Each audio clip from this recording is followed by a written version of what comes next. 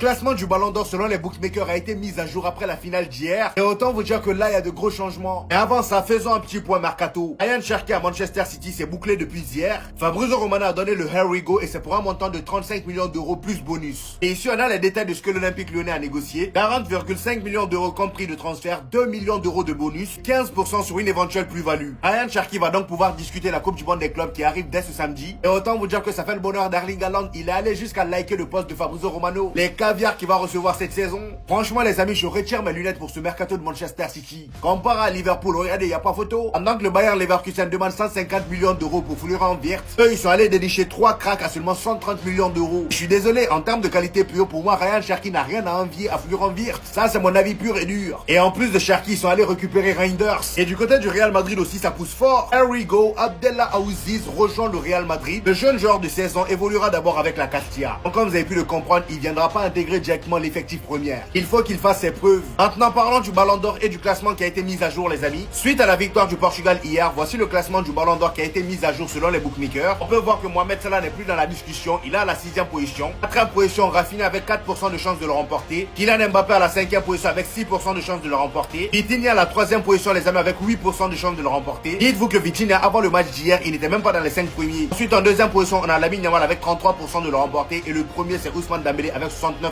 Pour ceux qui ne sont pas d'accord, venez en commentaire.